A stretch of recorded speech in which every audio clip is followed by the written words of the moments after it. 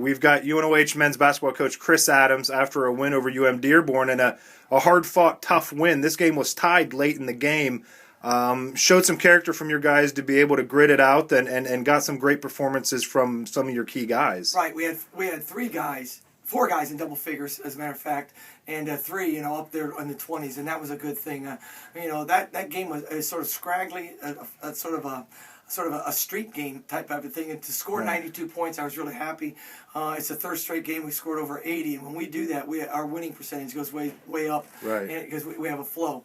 But I was really proud of the first half of Josh Scott, and then the other guys picked him up in the second half, and it ended up being very good. We made free throws down the stretch. 30 for 38 is good for our group. We're right around 68. We shoot about 75%. So I was happy about that. Disappointed with our inability to knock down the three, but they made up for it with some grit takes to the basket. Johnny Elliott found a way to get into the seam and get us going there a little bit.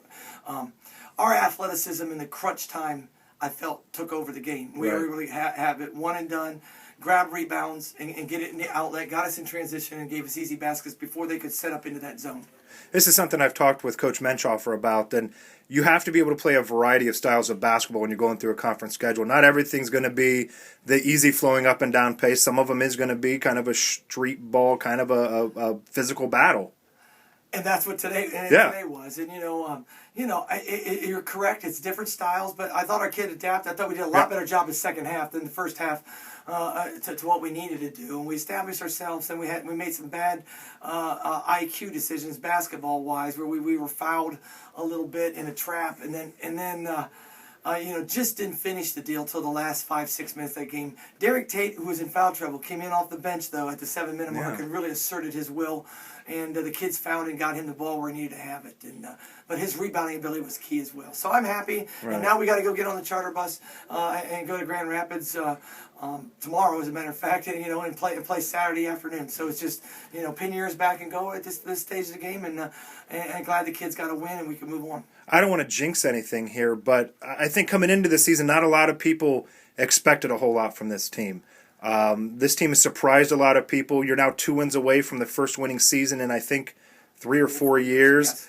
On the verge of a conference tournament, battling for a home conference. But has this team surprised you, or did you kind of know this team had it in them? I knew it would take some time to develop this group, because they're basically all first-year players other than Johnny Elliott. Yeah. Because even though they're JUCO kids, it's the first time they've been in our program.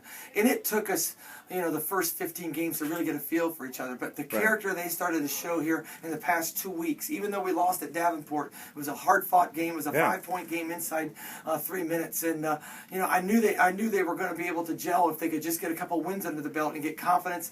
I feel like a guy like Josh Scott is the telltale for what you're trying to explain right now.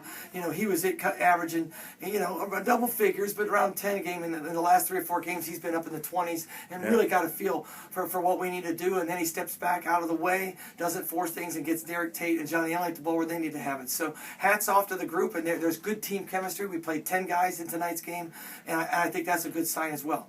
Great. Thanks a lot, Coach. Mm-hmm.